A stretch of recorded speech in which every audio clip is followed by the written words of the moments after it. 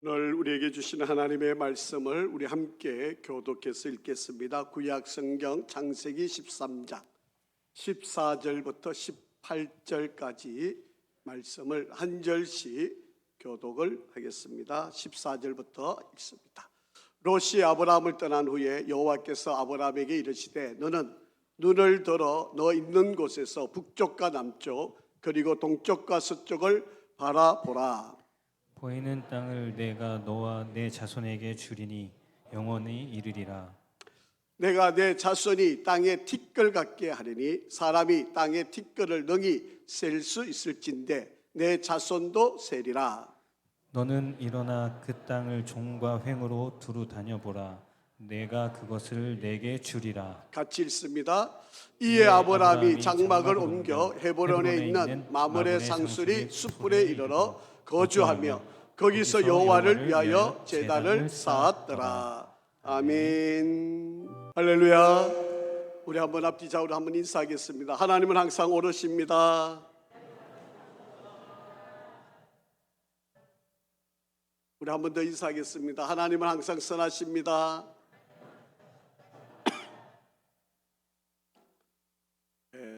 아주 위험한 태풍이 지나갔는데 또 이렇게 안전하게 여러분이 잘 이겨내셔서 감사하고요. 또 이제 막바지 더위가 아마 또 기승을 부리게 될 텐데 건강 또 믿음 잘 챙기시고, 우리 성도들 가운데 혼자 계시는 분들이 많이 계신데요. 여러분 한번 좀 주변에 우리 성도님들을 좀 잘 돌아봐 주시면 감사하겠습니다. 우리 교사들이 참 열심히 수고해서 우리 교회 학교가 또 이렇게 늘 부흥하고 또 많은 학생들이 이렇게 잘 배움의 자리에 서 있음을 감사를 드립니다.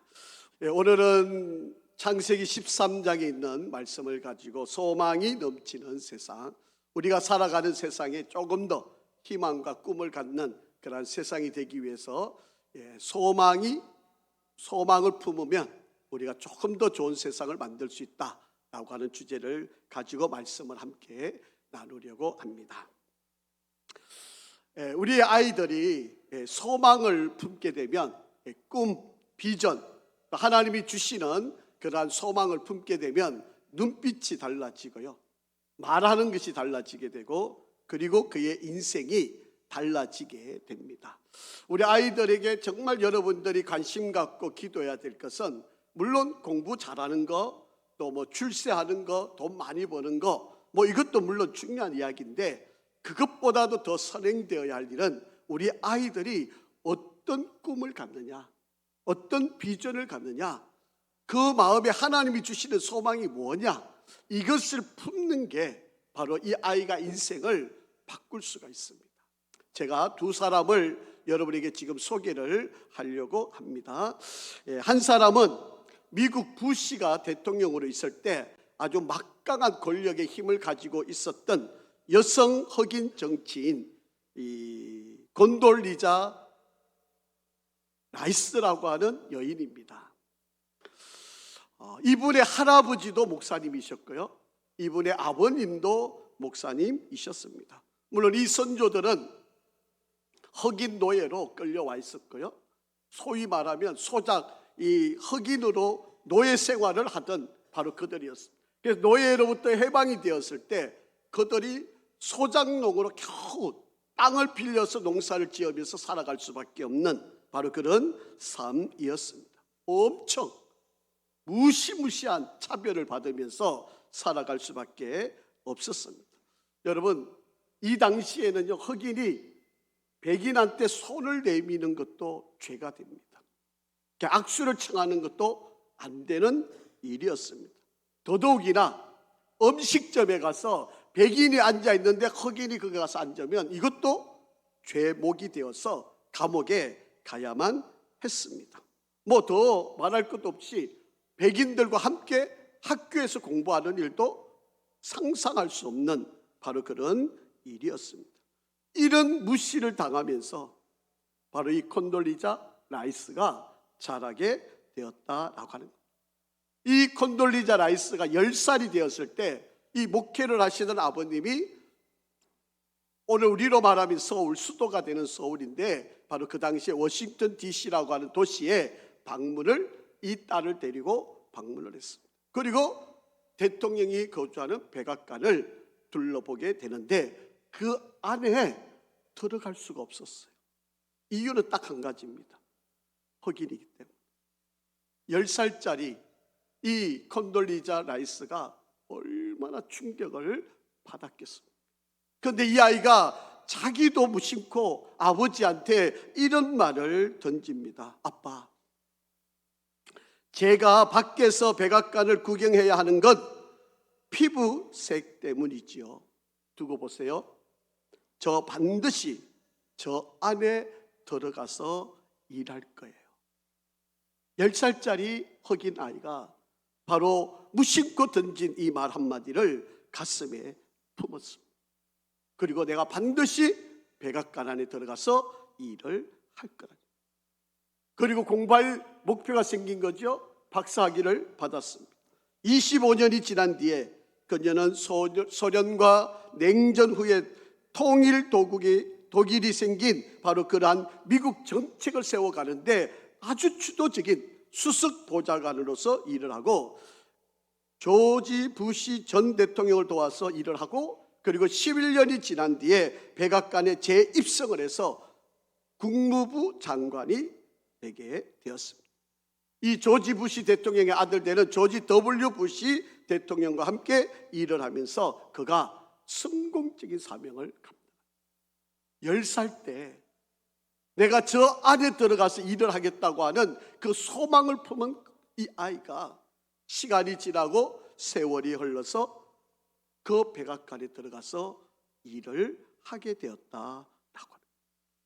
요즘 우리의 자녀들을 키우는데 생명을 걸고 목숨을 걸고 여러분의 모든 인생을 거는 부모 여러분, 그 아이들에게 여러분 공부 많이 시키는 걸로 그 아이들의 인생을 바꿀 수 있는 것이 아닙니다.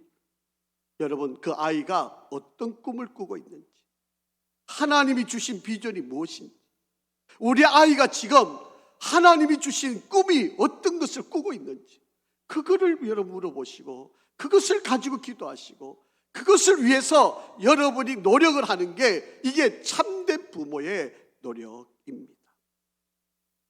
또 한 사람을 소개하려고 합니다.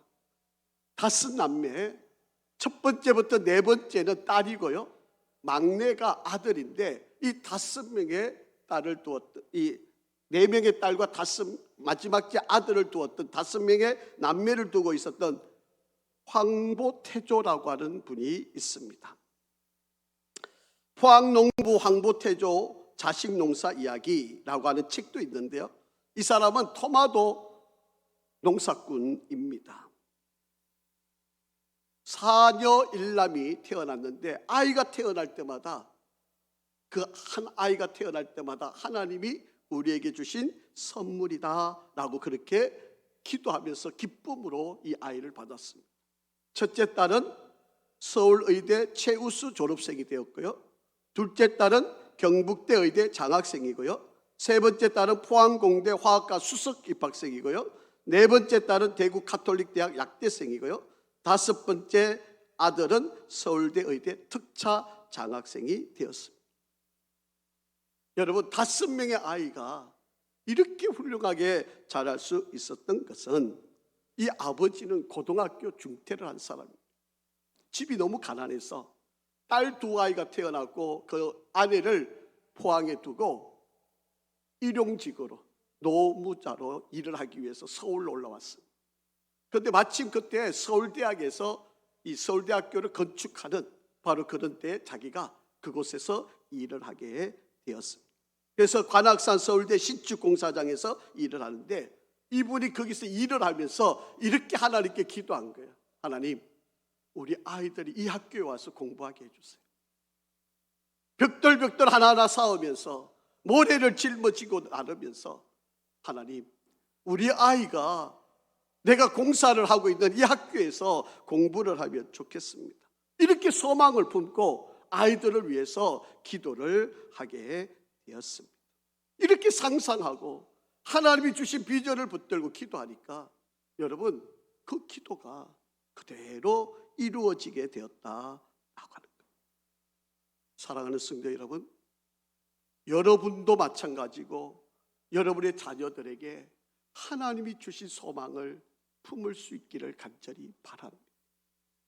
여러분, 공부 잘하고 못하는 건 둘째 문제예요. 비전을 잡아야, 비전을 붙들어야 왜 공부를 해야 하는지, 내가 왜 사업을 해야 되는지, 내가 왜 일을 해야 되는지를 알 수 있게 된다는 거예요. 여러분, 그냥 돈 많이 벌면 뭐합니까? 돈 많이 벌면 다 죄를 짓는데, 나쁜 짓 하는데, 내가 이것 때문에 일을 해야 되는 이유, 왜 내가 이렇게 힘들게 고통을 당하면서 이 일을 가야만 하는지, 그 비전과 꿈과 소망을 붙들지 않으면 인생이 허무할 수밖에 없게 된다라고 하는 것입니다. 내가 죽음에 이를 때까지라도 내가 반드시 이루어야 한다는 바로 이 소망과 비전과 꿈을 갖는 것. 자, 오늘 하나님께서 아브라함이라고 하는 인물을 통해서 바로 이 꿈을 실현해 갈 수 있도록 하나님이 인도하셨던 그 과정을 한번 살펴보고요, 저와 여러분도 그런 비전을 붙들고 그런 소망을 갖는 은혜가 있기를 간절히 바랍니다. 첫째, 하나님은 이 아브라함에게 하나님이 주신 소망을 주셨어요. 그리고 이 아브라함은 그 하나님이 주신 소망을 붙잡았습니다. 자, 우리 성경을 한번 보겠습니다. 갈대아 우르를 떠나라 했을 때 하나님이 아브라함에게 주셨던 말씀이 창세기 12장 1절부터 3절에 있는 말씀입니다. 자, 한번 같이 읽어보겠습니다. 시작.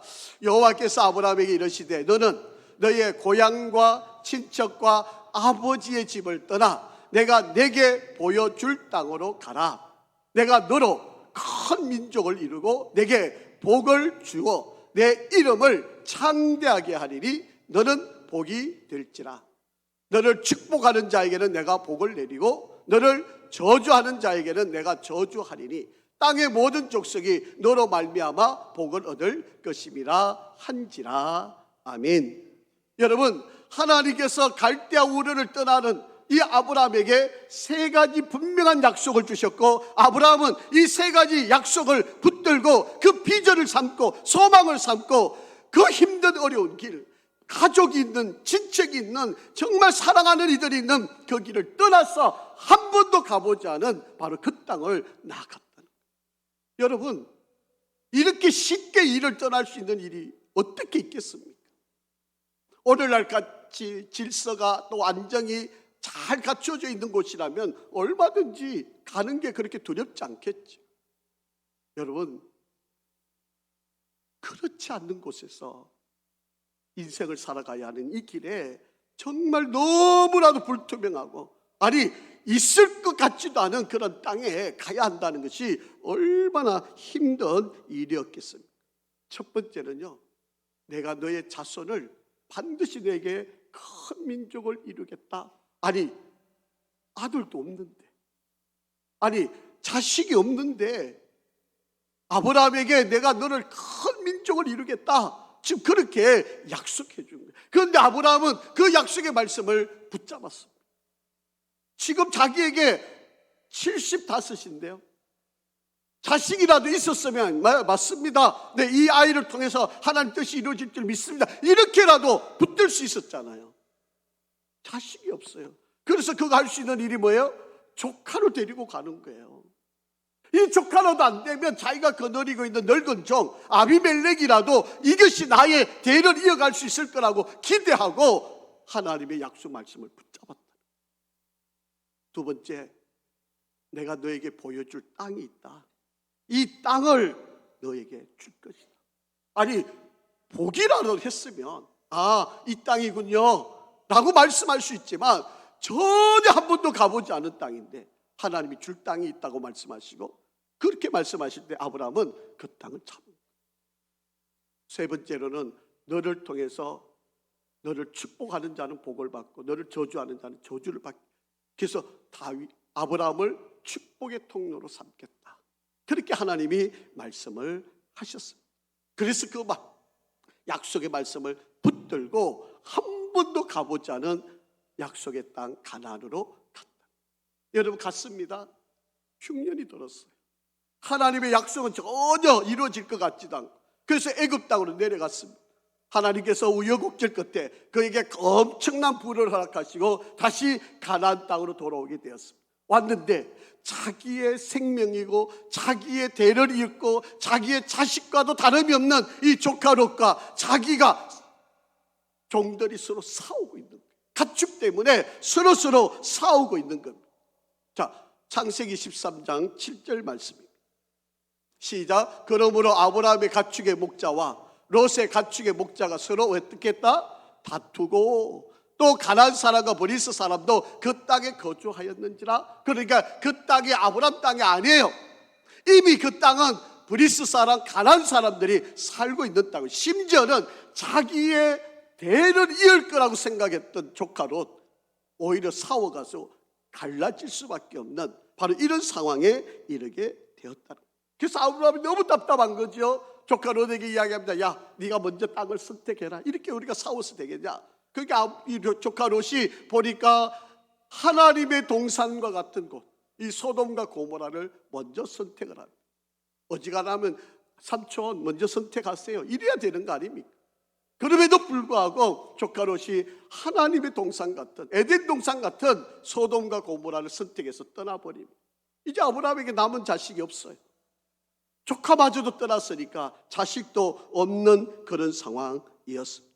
그럼에도 불구하고 아브라함은 하나님의 약속을 붙들고 살았습니다. 너를 큰 민족을 이룰 것이고 네가 밟는 땅을 내가 반드시 줄 것이고 너를 축복하는 자, 너를 저주하는 자를 통해 내가 복의 통로를 반드시 삼겠다라고 그렇게 말씀합니다. 자, 그러면서 하나님이 또 한 가지 말씀을 하신 게 있어요. 14절 시작. 롯이 아브라함을 떠난 후에 여호와께서 아브라함에게 이르시되 너는 눈을 들어 너 있는 곳에서 북쪽과 남쪽 그리고 동쪽과 서쪽을 바라보라. 그렇게 말씀합니다. 여러분, 아브라함의 현실은 가족, 조카가 떠났어요. 지금 황량한 땅만 자기 눈앞에 있습니다. 좋은 땅은 조카 롯이 다 차지해 가버렸고요. 지금 자기 눈으로 보이는 땅은 황량한 사막과 같은 바로 그런 땅에 놓여 있습니다. 만약에 그것만 보고 있었으면 아브라함은 왜 하나님 나를 이곳까지, 왜 나를 이렇게 어렵게, 왜 나 사랑하는 아들 삼았던 조카 롯까지 떠나보내십니까? 하나님 왜 나를 여기까지 보내셨습니까? 온통 원망하고 불평하고 하나님을 향하여 손가락질하고 대적하고 그렇게 살았을 수밖에 없는 그때에 하나님께서 말씀하십니다. 남과 북을 그리고 동과 서를 바라봐라. 너가 바라보는 이 모든 것을 내가 너에게 차지할게. 여러분, 우리가 어려울 때 현실만 보지 마시고 눈을 들어서 하늘을 볼 수 있기를 바랍니다. 하나님이 지금도 여러분에게 말씀하시고 있는 것, 하나님이 지금도 여러분에게 말씀하시고 있는 그 약속의 말씀을 다시 붙잡을 수 있기를 간절히 바랍니다. 하나님이 너는 할 수 있어. 너 때문에, 너를 통해 내가 일을 할 거야. 이 소망의 약속의 말씀을 아브라함이 붙잡으니까 그 절망적인 상황에도 일을 이룰 수 있다라고 하는 거예요. 여러분 자녀들에게 소망의 말을 해주시기를 간절히 바랍니다. 지금은 아직도 약해요. 부족합니다. 실수합니다. 잘못하고 있어요. 여러분, 이것 때문에 이 아이 때문에 내가 실망해. 아이고, 이 아이가 뭐가 되겠어. 아이고, 나 너무 힘들어, 괴로워. 물론 힘들지요. 어렵지요. 그러나 눈을 뜨세요. 하나님의 음성을 들으세요. 여러분의 입으로 던지는 말 한마디가 그 아이의 인생을 결정지을 수 있다는 사실을 잊지 마시기를 바랍니다. 말 한마디로 인생을 바꾼 아이를 한번 소개를 하려고 합니다. 1847년 전보 배달원으로 일하고 있었던 12살 난 한 소년이 있었습니다. 어느 날 땀을 흘리면서 전보를 이렇게 전달하고 있었는데 이 전보를 받은 한 사람이 조용히 이 12살 된 아이에게 찾아왔습니다. 그러면서 어깨를 토닥토닥 거려 주었습니다. 이렇게 이야기하는 거죠. 아주 총명하게 잘생겼구나. 지금은 너가 몇 사람에게 소식을 전하는 그런 인생을 살아갔지만 언젠가는 모든 사람에게 희망을 주는 인물로 자랄 거다. 이렇게 지나가는 소리로 한마디를 던져주었습니다. 그런데 이 12살짜리 아이는요, 이 말을 붙잡은 거예요. 나는 언젠가는 모든 세상 사람들에게 희망을 전해주는 사람이 될 거다. 지금은 내가 비록 이 전보를 그냥 돌려주고 사람들에게 전하는 일로 내 인생을 살아가지만 언젠가는 분명히 이 사람이 말하고 있는 것처럼 나 때문에 누군가가 희망을 얻고 나를 통해서 세상 사람들이 꿈을 꿀 수 있는 그런 세상에 힘 있는 능력 있는 자가 될 거다. 이 말을 붙들고 인생을 살게 되었다라고 하는 이야기입니다. 지나가는 누군가의 한마디였어요. 이름도 알 수 없는 바로 그런 사람이었습니다. 그런데 지금 내가 작은 배달부이지만 앞으로 내가 많은 사람들에게 희망을 주는 사람으로 내가 자랄 거야. 그렇게 소망을 품고 일을 했는데, 여러분, 이분이 바로 강철왕 앤드류 카네기 대부호가 된 바로 이 사람이 되었다라고 하는 거예요. 여러분, 지금은 보잘것없고 지금은 아무 힘도 없고 지금은 뭐가 될 것 같지도 않은 아이들이지만 하나님은 바로 그 아이를 통해 일하실 것입니다. 여러분, 살인자고 도망자였던 모세, 세상에서 그냥 루저로 살아갈 수밖에 없는 바로 그 모세지만 하나님이 그를 부르시고 그를 손에 잡으시니까 이스라엘 백성들을 구원하는 능력 있는 인도자가 된 거 아닙니까? 엄청난 고난에 빠져 있는 예레미야, 아무리 전하고 전해도 듣지를 않는 이스라엘 백성들에게 눈물을 흘리며 호소하는 예레미야, 그가 하나님의 손에 붙들리니까 끝까지 사명을 전달하는 바로 그런 사람이 된 거 아닙니까? 여러분, 포로로 잡혀와서 어린 아이에 불과했던 다니엘, 여러분, 그 땅에서 뭐 하나 이룰 수 있을 것이 전혀 없는 완전한 인생의 밑바닥을 걸어야 하는 다니엘이 하나님의 약속의 말씀을 붙드니까 총리가 되고 이방 땅에서 총리가 되고 하나님께 영광을 드러내는 바로 그런 인물이 되었다라고 하는 거예요. 여러분, 예수님의 말씀에 의지했던 38년 된 병자, 그리고 가늠하다가 현장에서 잡혀왔던 여인, 하나밖에 없는 아들이 죽음을 당해 슬피 울고 있는 그 여인, 문둥병으로 쓰러져 가고 있는 환자, 그리고 병든 자녀를 위해 신음하고 있는 이, 그리고 배신했던 베드로, 주님이 그들을 만나셔서 한마디 하신 그 말씀이 이들의 인생을 180도로 바꾸게 되었다라고 하는 거예요. 여러분, 오늘 우리 사랑하는 자녀들에게 여러분이 던지는 그 말 한마디가 이 아이의 인생의 꿈이 되고 비전이 되고 소망이 되고 능력이 됨을 믿으시기를 바랍니다. 그러기에 여러분, 지금 이 아이 현실을 보지 마시고 앞으로 20년 혹은 30년 뒤에 이 아이가 어떻게 자랄지, 하나님 앞에 어떻게 쓰임받을지, 하나님의 영광을 위해 이 아이가 어떤 일을 할지 그를 기대하시고 하나님이 주시는 소망을 붙잡으시기를 바랍니다. 예레미야 29장 11절에 하나님께서 우리에게 이렇게 말씀하고 계시지 않습니까? 여호와의 말씀이니라, 너희를 향한 나의 생각을 내가 아나니 평안이요 재앙이 아니니라, 너에게 미래와 희망을 주는 것이니라. 아멘. 두 번째로, 여러분, 이 소망의 약속의 말씀을 붙들으셨다면 확신을 가지시기를 바랍니다.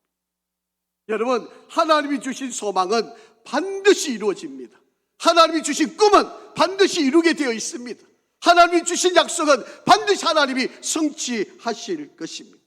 여러분, 갈대아 우르를 떠날 때 하나님이 3가지 약속하셨잖아요. 그리고 조카 롯과 싸워서 떠난 바로 그 절망적인 그 상황에 하나님이 또다시 찾아오셔서 아브라함에게 또 2가지 약속의 말씀을 하시고 있습니다. 자, 15절 말씀 한번 읽어보겠습니다. 시작. 보이는 땅을 내가 너와 내 자손에게 주리니 영원히 이르리라. 아멘. 여러분, 하나님이 또다시 찾아오셔서 이야기합니다. 분명히 네가 눈으로 보이는 그 땅을 내가 줄 것이다. 그리고 내 자손에게 이것을 반드시 실현시킬 것이다. 여러분, 지금 아브라함이 보고 있는 그 땅을 내가 반드시 줄 것이라고 이야기합니다. 그렇기 때문에 여러분, 내가 지금 보고 있는 이것이 중요하다는 이야기잖아요.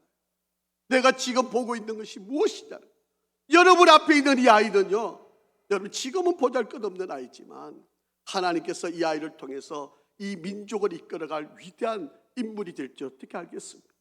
여러분 죽어가는 환자를 고치는 위대한 의사가 될지 어떻게 압니까? 여러분 정말 존경받고 인정받는 선생님이 될지 어떻게 합니까?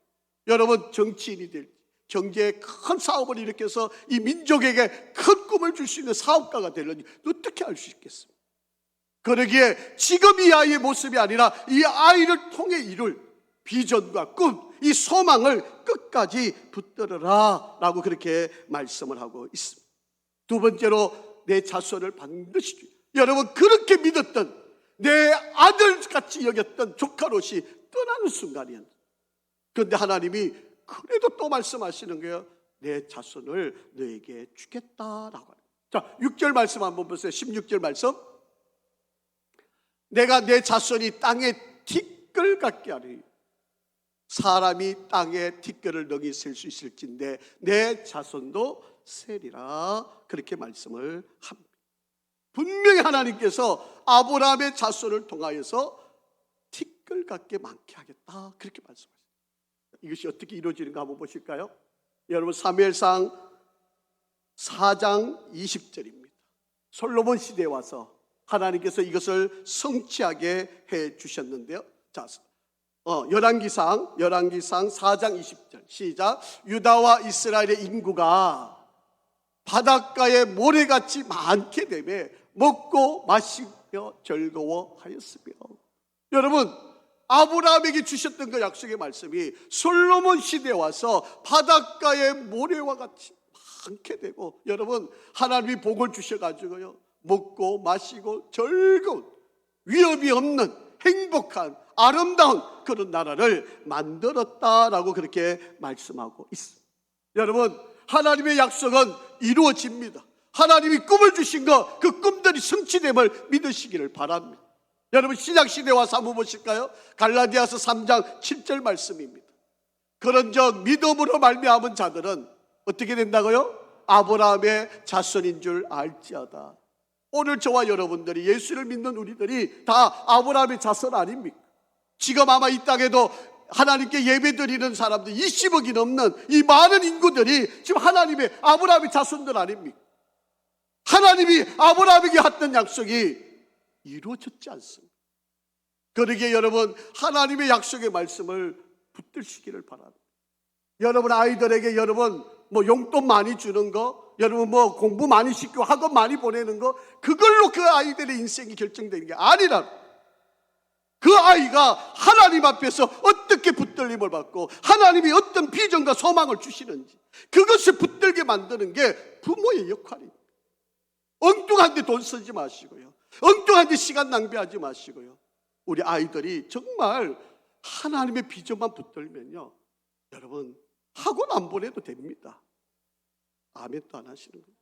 여러분 하나님의 약속만 붙들면 이 아이들은요 그냥 맨 땅에 여러분 헤딩한다고요?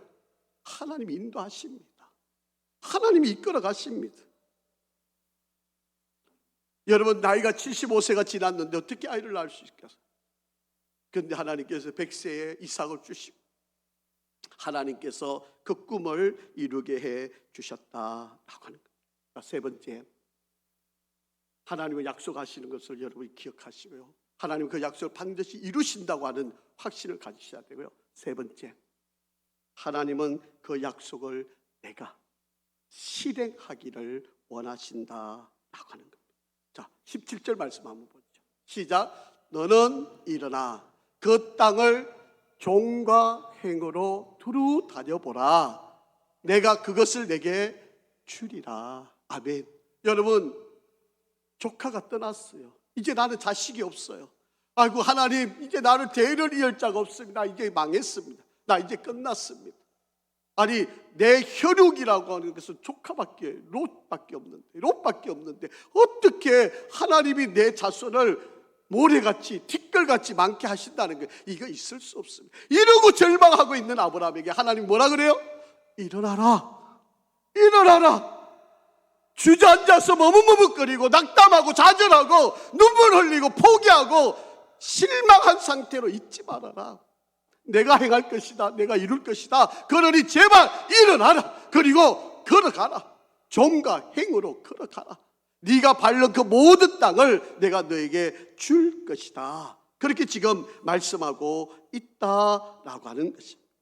여러분 일어나시기를 바랍니다. 지금 이 상황이 뭐가 돼? 아이고 이 아이 꼴 봐. 아이고 이 아이가 뭐 능력이 있어? 이 아이를 통해 뭐가 될 것 같아? 아이고 성적 받아보니 뭐 점수가 저 밑에서 몇 등 하고 아이고 안 돼. 이 아이는 아닙니다 여러분. 아닙니다. 여러분 현실만 보지 마세요. 하나님의 약속을 붙드시기를 간절히 바랍니다. 내가 절망적인 그 상황에 과감하게 일어나서 나아가야 합니다. 주저앉아 있으면 안 됩니다. 내 인생을 절망의 늪으로 자꾸 끌고 가는 잘못된 생각, 잘못된 습관, 잘못된 관행 속에 여러분이 있지 말고 과감하게 주님이 말씀하시지 않습니까? 일어나라고. 그리고 걸어가라고. 종과 행으로 가라고. 여러분 생각만 하지 마시고 앉아서 어느 게 옳을까 어느 게 바른 걸까 얼마나 내게 유익이 될까 앉아서 생각만 하지 마시고 일어나십시오. 일어나십시오. 걸어가십시오. 하나님께서 반드시 이루어 주실 것입니다. 여러분 아브라함 한번 보실까요? 여러분 18절에 보면 그 첫 번째 나오는 단어가 이해라고 하는 단어예요. 여러분 이해라고 하는 이 단어를 원문 그대로 옮겨서 해석을 하면 바로 이런 말입니다. 그리고 적시. 그리고 적시. 여러분 그가 가서 보니까 상수리 나무 숲을밖에 보이지 않아요. 그럼에도 불구하고 하나님이 일어나 가라 그러니까 그 약속의 말씀 붙들고 갔다라고 하는 이야기입니다. 사랑하는 성도 여러분, 우리는 하나님의 말씀은 반드시 이루어지고 하나님의 약속은 반드시 성취되고 하나님의 약속은 반드시 이루어진다는 사실을 믿고 일어나서 걸어가시기를 바랍니다. 여러분 모세에게 지팡이에요. 평소에 양을 치거나 길을 갈 때 자기가 의지했던 지팡이에요. 여러분 아무 능력이 없는 거예요. 그냥 지팡이에요. 그런데 이 지팡이를 가지고 홍해를 향하여 지시하라고 명하셨을 때 그 홍해를 향하여 그 지팡이를 지시하니까 여러분 홍해가 갈라졌잖아요. 여러분 지팡이는 아무 능력도 없어요. 하나님이 말씀하시면 그냥 순종하고 그냥 여러분 여호수아가 이스라엘 백성들을 끌고 여리고 이 요단강을 향하여 갔는데 넘실넘실 우리가 들어가기만 하면 물에 다 빠져 죽을 것 같은 거예요. 그런데 여러분 하나님께서 가라고 하시죠. 법궤를 맨 이들이 제일 앞장서서 제사장들이 먼저 발을 내디디니까 넘실넘실거리던 그 요단강이 갈라지고 건너갔잖아요.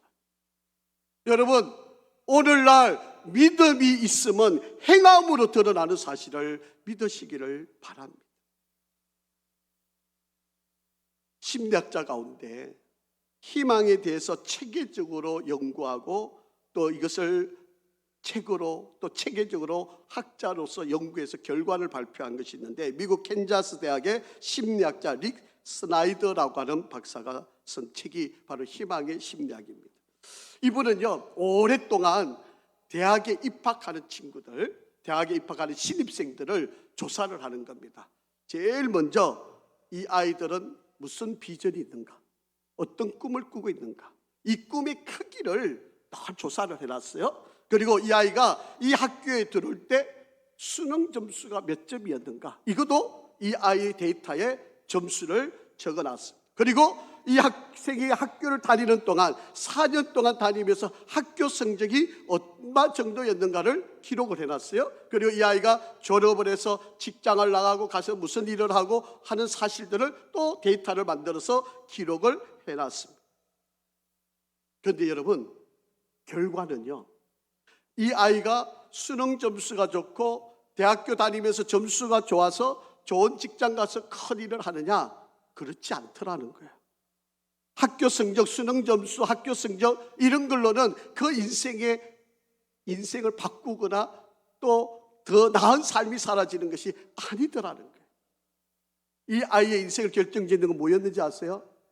처음에 들어올 때 무슨 꿈을 꿨는지, 그 꿈의 크기가, 그 희망의 크기가 얼마였느냐, 이것이 결과적으로 그의 인생의 역사를 만들어냈다라고 하는 이야기입니다. 그러기에 여러분, 하나님이 우리에게 주신 비전과 소망과 꿈, 바로 이것이 우리를 역동적으로 만들게 하는 에너지라고 하는 사실을 잊지 마시기를 바랍니다. 하나님이 내게 어떤 소망을 주셨는지, 어떤 비전을 주셨는지 이것을 바로 찾게 만들어주는 게 부모의 역할이에요. 여러분, 학원 10개 보내고 그걸로 여러분이 아이 인생 바꿀 수 있는 게 아닙니다. 그 아이에게 하나님이 주신 꿈을 붙들게 만드는, 그리고 그 꿈을 가지고 행동으로 옮기게 만드는 것, 이것이 바로 그 아이의 인생을 아름답게 만드는 것. 스윙티라고 하는 목사님이 계신데요, 이 목사님이 이런 말을 했습니다. 사람이라고 하는 것은요, 40일 굶어도 살 수 있다. 3일 물을 안 먹어도 살 수 있다. 8분 동안 숨을 안 쉬어도 사람은 살아갈 수 있다. 그런데 2초 동안이라도 꿈을 꾸지 않는 사람은 희망이 없다. 살아갈 의미가 없다. 그렇게 이야기를 하셨습니다.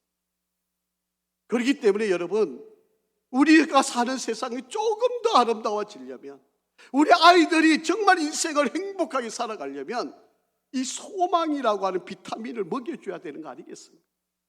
우리 아이들이 하나님이 주시는 비전을 품게 만들어주는 게, 이게 인생을 바르고 의미 있고 행복하게 살아갈 수 있게 하는 것 아니겠느냐라고 하는 거예요.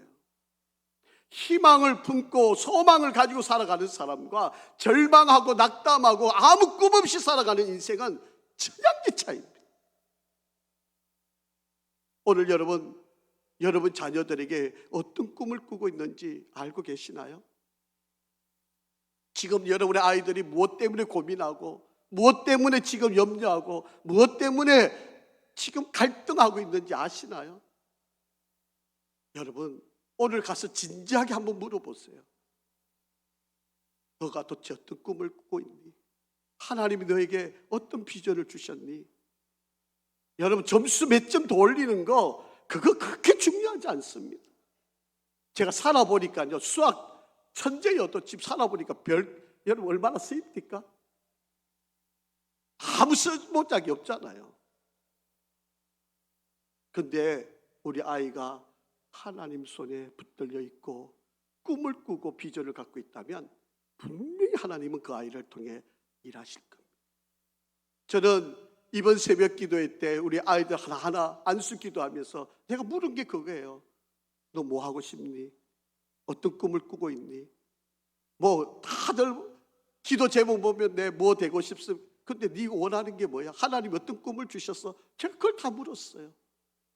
어떤 아이는요, 정말 상상을 초월하는 대답을 하는 아이도 있어요. 저는 그걸 가지고 지금 기도하고 있습니다. 여러분, 우리가 보기에는 이 아이가 뭐 이룰 것 같은가?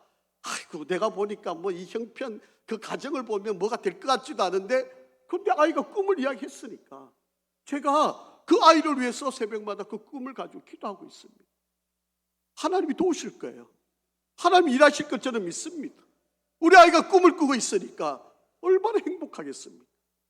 여러분, 하나님은 분명히 우리에게 그 꿈을 가지고 일하게 하신다라고 하는 거예요. 여러분, 우리 솔직히 힘이 없잖아요. 우리 가진 돈도 없잖아요. 여러분, 우리 실력도 없고 기술도 없고 능력도 없지 않습니까? 그러면 우리 그냥 포기하고 낙심하고 좌절하고 그냥 안 된다고 그냥 주저앉아야만 됩니까? 아니지 않습니까? 하나님은 38년 된 병자도 아무리 고쳐도 고쳐지지 않는 그 아이, 그 병자를 우리 주님이 고쳐주셨잖아요. 죽은 자도 살려주셨지 않습니까? 12해 동안 혈우병을 피를 질질 흘리면서 살아가던 그 여인도 주님이 고쳐주시지 않습니까? 중풍병에 걸렸던 사람, 여러분, 하나밖에 없는 아들이 죽었는데 그 아이를 울고 있는 그 어미에게 하나님께서 그 아이를 되돌려 주시지 않았습니다. 여러분, 이렇게 악한 죄를 지었던 다윗도 하나님이 사용하시지 않았습니다. 여러분, 우리 아이들이 무슨 꿈을 꾸는지 기도하시기를 바랍니다. 우리 교회가 소망이 있는 것은 다른 거 아닙니다. 우리 아이들이 꿈을 꾸고 비전을 갖고 하나님의 약속을 붙드는 것. 이게 바로 우리가 조금 더 아름다운 세상, 하나님이 원하는 세상에 우리가 나아갈 수 있는 길이 됨을 믿으시기를 바랍니다. 여러분, 꿈을 꾸는 동안은 희망이 있습니다. 소망이 있는 동안에는 우리가 살아갈 용기가 있습니다. 아무리 어려워도 꿈을 꾸는 자들에게는 반드시 하나님이 일을 하실 겁니다. 우리 교회가 그런 교회가 되기를 소망합니다. 우리가 이런 역사를 이루어가는 저와 여러분이 되기를 간절히 바랍니다. 아버지 하나님, 은혜와 사랑을 감사합니다. 우리가 소망을 품게 하시고 어떠한 환경, 어떠한 처지에도 이 소망을 품고 끝까지 믿음으로 달려가는 우리가 되게 축복하여 주시옵소서. 아브라함에게 찾아오셔서 말씀하셔 저들의 꿈을 주신 것처럼 오늘 우리들에게, 우리 자녀들에게 찾아오셔서 말씀하여 주시고 꿈을 꾸게 하시고 비전을 주시옵소서. 우리가 그 비전을 붙들겠습니다. 그 비전에 의지하여 나아가겠습니다. 우리를 인도하여 주시옵소서. 예수 그리스도의 이름으로 기도합니다. 아멘.